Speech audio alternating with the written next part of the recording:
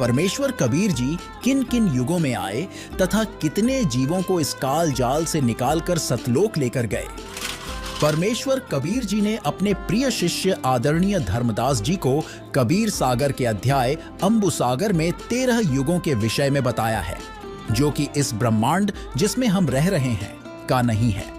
वह विवरण 5वें ब्रह्मांड का है, जो समूह के मध्य वाला है, जिसके विषय में आपने काल के 21 ब्रह्मांडों की जानकारी में पूर्व में ही जान चुके हैं।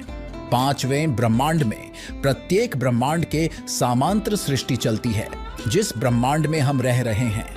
इसमें जो परमेश्वर कबीर जी की भक्ति सतनाम तक करते रहे हैं, वे बीच में भक्ति छोड़ गए, गुरुद्रोही नहीं हुए। उनको धोखा देने के लिए काल उस 5वें मध्य वाले ब्रह्मांड में रोके रखता है। ओम नाम जाप की भक्ति की कमाई तो इसी ब्रह्मांड जिसमें हम रह रहे हैं कि ब्रह्मलोक में भोगते हैं और पुनः जन्म मरण चक्र में गिर जाते हैं। जिस ब्रह्मांड में हम रह रहे हैं, इसके 4 युग सतयुग, त्रेता युग, द्वापर युग तथा कलयुग है, जबकि उस 5वें मध्य वाले ब्रह्मांड में 13 युग हैं। वहां पर वे जीव काल ब्रह्म द्वारा भेजे जाते हैं, जो सोहन नाम का जाप करते हैं तथा जो केवल सतनाम का जाप करते हैं। सतनाम के जाप के ओम की भक्ति कमाई इस ब्रह्मांड के ब्रह्मलोक में भोगते हैं। दूसरे मंत्र सोहम की कमाई इस 5वें ब्रह्मांड में भोगने के लिए भेज दिए जाते हैं। वहां भी एक ब्रह्मलोक है तथा अन्य लोक हैं। वहां के ब्रह्मलोक में सुख भोगने के पश्चात उनको अन्य द्वीपों में राजा रानी तथा जनता के रूप में जन्म दिया जाता है। फिर वे व्यक्ति वहां भी भक्ति करते हैं, राज का सुख वहां भोगते हैं। चलिए अब जानते हैं उस ब्रह्मांड के युगों के विषय में, जिसमें 13 युग होते हैं। उन 13 युगों में परमात्मा किन किन को मिले और कितने जीवों का उद्धार किया, सुनिए। प्रथम अघासुर युग। परमेश्वर कबीर जी ने धर्मदास जी को बताया कि अघासुर युग में 5वें ब्रह्मांड में गया। अघासुर युग के प्राणी अच्छे स्वभाव के होते हैं।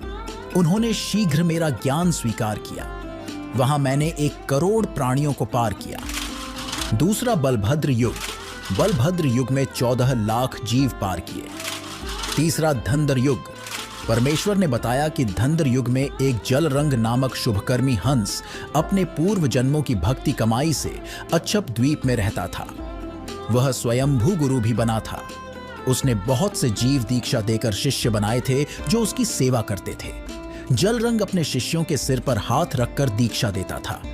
2 शिष्य सफेद रंग के चंवरों से सेवा कर रहे थे।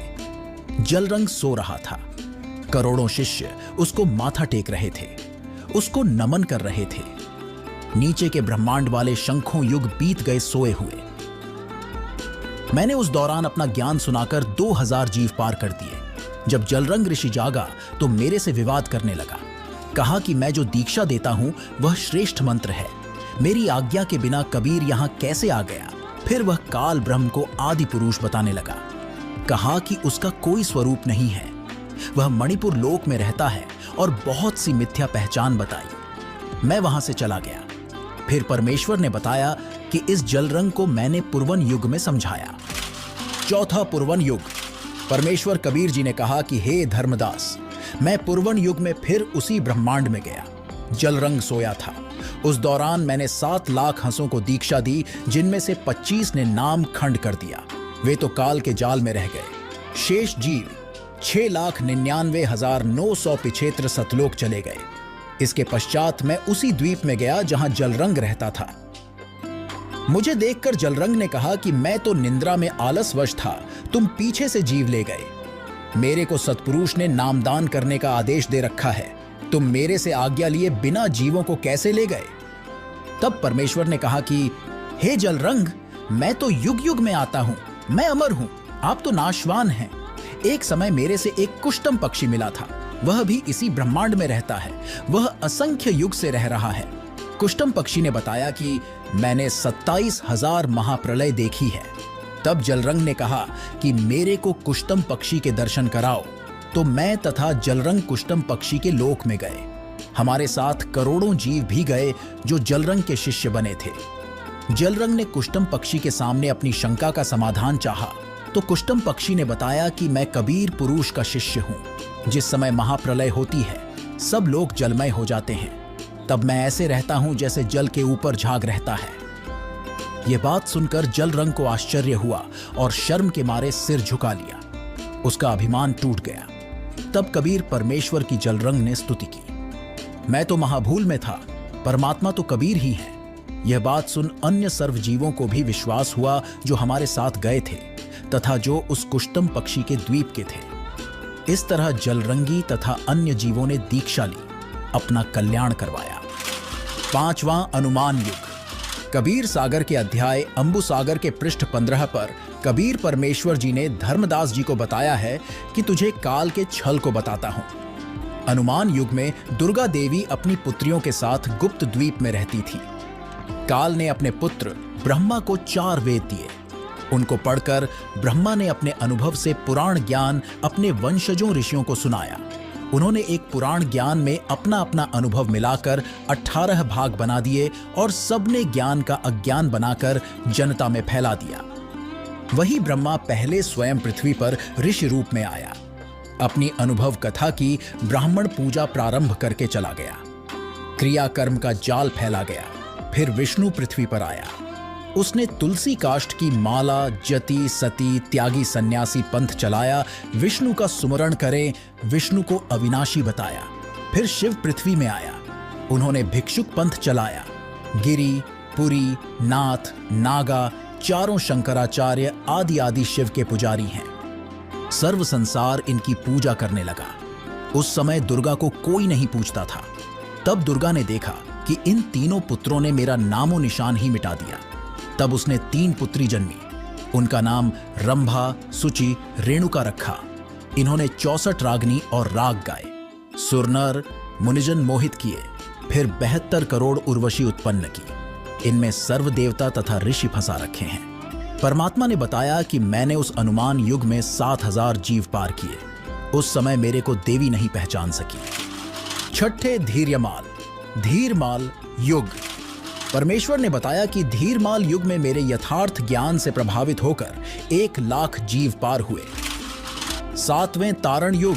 कबीर परमेश्वर ने बताया कि हे धर्मदास, तारण युग में एक उत्तम पंथ नाम का राजा था। वह हमारा पिछले जन्म में शिष्य था। किसी कारण से काल जाल में रह गया था।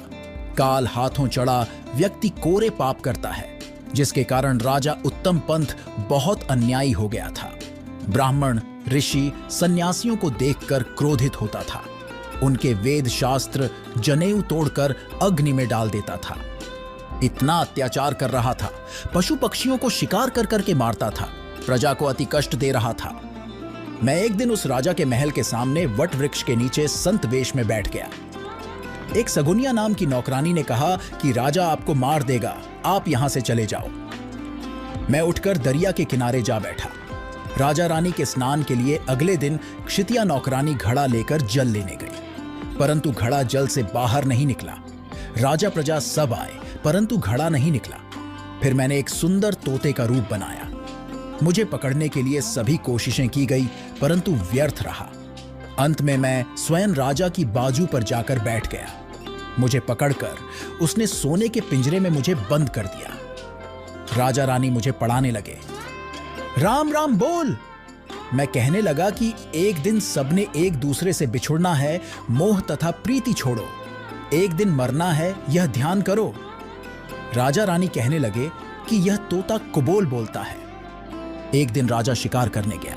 महल में आग लग गई। सब कुछ जल गया। देखा तोते का पिंजरा और तोता सुरक्षित है। राजा रानी को मेरे जीवित मिलने की खुशी हुई। राजा तथा रानी के इस व्यवहार से मैं प्रसन्न हुआ और उनको बताया कि मैं वट वृक्ष के नीचे बैठा था। सगुनिया आपको बताने आई। मुझे आपका स्वभाव बताया कि राजा आपकी गर्दन काट देगा। फिर आपके स्नान के लिए जल लेने घड़ा लेकर क्षितिया नौकरानी गई। वहां वह घड़ा बाहर नहीं निकला। आपने भी खूब कोशिश की थी। फिर मैंने तोते का वेश बनाया। यह बात सुनकर राजा ने कहा, आप तो परमेश्वर हैं, आप अपने वास्तविक रूप में आए, हमें कृतार्थ करें। तब मैं कबीर रूप में प्रकट हुआ और राजा तथा 13 रानियों ने तथा उनकी बेटियों, पुत्रों व पुत्र वधुओं ने कुल 31 जीवों ने उपदेश लिया। 8वें अखिल युग में एक धनुष मुनि नाम का तपस्वी रहता था। वह 13,000 युग से तपस्या कर रहा था। नीचे सिर यानी सिरासन करके 5 अग्नि यानी धूने लगाकर तपस्या कर रहा था। अपने प्राण पुरुष यानी जीव को सिर के ऊपर के भाग में चढ़ाए हुए था। आंखें तथा शरीर दुर्बल हो चुके थे। धनुष मुनि को समझाया कि तप से राजा बनता है, फिर नरक में गिरता है। 9वें विश्व युग में परमेश्वर वेश बदलकर सट्टहार यानी संदेशवाहक के रूप में गए। देवी ने पूछा कि हे सट्टहार, आप कौन देश से आए हो? तुमको किसने भेजा है? सट्टहार रूप में परमेश्वर कहा कि मैं सतलोक से आया हूं, सतपुरुष ने भेजा हूं। तुम और निरंजन ने परमेश्वर के अंश जीव को बहुत सताया है, उनको पाप करने के लिए बाध्य किया, उनमें अज्ञान फैलाया है। तुम परमेश्वर के चोर हो। परमेश्वर जी के ये सत्य वचन सुनकर देवी को लाज आई और मुझे सिंहासन पर बैठाया और कहा कि आप अपना ज्ञान तथा नाम देकर जीव ले जा सकते हैं। परमेश्वर कबीर जी ने बताया कि हे धर्मदास, विश्व युग में मनुष्य की आयु 1000 युग होती थी। यह युग 20 लाख वर्ष की अवधि का था। मनुष्यों की ऊंचाई 68 हाथ यानी सैकड़ों फुट थी। जो व्यक्ति 7 नाम का प्रथम मंत्र प्राप्त करता था तथा सत्य नाम तथा सार नाम में निश्चय रखता था, वही परमेश्वर के दर्शन करने का अधिकारी होता था। 10वें अक्षय तरुण युग। परमेश्वर कबीर जी ने बताया कि हे धर्मदास, इस युग में उसी ब्रह्मांड में काल का कूर्म था। उसको समझाया, उसने दीक्षा ली। वहां पर एक नरक है, उसमें 84 कुंड बने हैं। प्रत्येक कुंड पर यमदूतों का पहरा है। उनके 14 यम मुखियां हैं। वहां 28 लाख नकली गुरु तथा उनके शिष्य व अन्य जीव भी नरक भोग रहे थे, जिन्हें यमदूत पीड़ा दे रहे थे। जब तक मैं वहां पर रहा, तब तक सब जीवों को नरक की पीड़ा नहीं हुई। मेरे जाने के पश्चात फिर से वही यातनाएं उनको प्रारंभ हो गई। इस युग में मैंने 5 लाख जीवों को मोक्ष प्राप्त करवाया। 11वें नंदी युग। परमेश्वर कबीर जी ने बताया कि हे धर्मदास, नंदी युग में एक गुप्त मुनि था जो आंखें बंद किए ध्यान लगाए बैठा था। करोड़ वर्ष साधना करते बीत चुके थे। मैं उनके पास बैठ गया। जब ऋषि ने आंखें खोली तो उसने कहा कि आप कौन हैं? मैंने आज तक ऐसी शोभा वाला व्यक्ति नहीं देखा। तब मैंने उत्तर दिया कि मैं सतलोक से आया हूं। सतलोक की व्यवस्था बताई तो गुप्त मुनि ने लोक देखने की प्रबल इच्छा व्यक्त की। तब उसे प्रथम नाम दीक्षा देकर सतलोक दिखाया और सतनाम व सारनाम देकर उसे पार किया। 12वें हिंडोल युग। परमेश्वर कबीर जी ने बताया कि धर्मदास, मैं हिंडोल युग के मध्य में गया। मैं घर घर में ज्ञान सुनाता हुआ विचरण करता था। कोई भी जीव मेरे से बातें नहीं करता था। मैं उनको अमृत ज्ञान सुनाता था। वे मेरे से झगड़ा करते थे। धीरे धीरे उनको समझाया, लाभ लोभ देकर शरण में लिया। 7 लाख जीवों ने दीक्षा ली, उनको सतलोक भेजा। 13वें कंकवत युग। परमेश्वर कबीर जी ने बताया कि हे धर्मदास, जब काल निरंजन को पता चला कि कोई सतलोक से कड़िहार यानी जीव मुक्त करने वाला सतपुरुष का भेजा अंश आता है, उसने अनेकों जीवों को काल जाल से छुड़ा लिया है। कंकवत युग में काल ब्रह्म स्वयं एक गुप्त मुनि का रूप बनाकर बैठा तपस्या कर रहा था। करोड़ों जीवों को नाम देकर मूर्ख बनाए उनका गुरु बनकर मध्य वाले ब्रह्मांड के पाताल लोक में बैठा था। मैंने उसको समझाया कि तुम काल हो, तूने परमेश्वर के जीवों को सता रखा है, पाप का भागी हो रहा है। मैंने ही सर्व रचना की है, मैंने ही सतलोक में अंडे से तेरी उत्पत्ति की थी। तूने तो मुझे पहचाना नहीं। यह बात सुनकर काल मेरे साथ युद्ध करने लगा। उसको मैंने शब्द शक्ति से घायल किया। वह उठकर भागा और अपने 21वें ब्रह्मांड में जाकर छिप गया। उसके पश्चात उस मध्य के ब्रह्मांड में बने 3 लोकों में प्रलय हो गई। इस कंकवत युग की अवधि 35 लाख वर्ष होती है। मनुष्य की आयु 1 लाख वर्ष होती है। मनुष्य के शरीर की ऊंचाई 80 हाथ यानी सैकड़ों फुट होती है। इस तरह परमेश्वर कबीर जी ने मध्य वाले ब्रह्मांड के 13 युगों में अनेकों जीवों को पार किया। सवाल नंबर 4, जिस ब्रह्मांड में हम रहते हैं उसमें कितने युग होते हैं? इन युगों की कितनी अवधि होती है? इन युगों में मनुष्य की कितनी आयु होती है तथा परमात्मा इन युगों में किन रूपों में आए थे? अब जानिए, जिस ब्रह्मांड में हम रहते हैं वहां होने चारों युगों का विस्तृत विवरण। पहला सतयुग। इस युग की अवधि 17,28,000 वर्ष है, जिसमें मनुष्य की आयु प्रारंभ में 10 लाख वर्ष होती है। अंत में 1 लाख वर्ष होती है। तो वहीं मनुष्य की ऊंचाई 21 हाथ यानी लगभग 100 से 150 फुट होती है। परमात्मा सतयुग में सतसुकृत नाम से प्रकट हुए थे। दूसरा त्रेता युग, इस युग की अवधि 12,96,000 वर्ष होती है, जिसमें मनुष्य की आयु प्रारंभ में 1 लाख वर्ष होती है, अंत में 10,000 वर्ष होती है। वहीं मनुष्य की ऊंचाई 14 हाथ यानी लगभग 70 से 90 फुट होती है। परमेश्वर त्रेता युग में मुनिंद्र ऋषि के रूप में आए थे। द्वापर युग, इस युग की अवधि 8,64,000 वर्ष होती है, जिसमें मनुष्य की आयु 10,000 प्रारंभ में होती है और अंत में 1,000 रह जाती है। वहीं मनुष्य की ऊंचाई 7 हाथ यानी 40 से 50 फुट होती है। परमात्मा का इस युग में करुणामय नाम होता है। कलयुग, इस अंतिम युग की अवधि 4,32,000 वर्ष होती है, जिसमें मनुष्य की आयु 1,000 वर्ष से प्रारंभ होती है, अंत में 20 वर्ष रह जाती है तथा ऊंचाई 3.5 हाथ यानी 10 फुट होती है, अंत में 3 फुट रह जाती है। वहीं परमात्मा कलयुग में अपने वास्तविक कबीर नाम से आते हैं। महाराज जी के मंगल प्रवचन संत रामपाल जी महाराज एप्लीकेशन पर भी सुन सकते हैं तथा उनके द्वारा लिखी पुस्तकें भी डाउनलोड कर सकते हैं।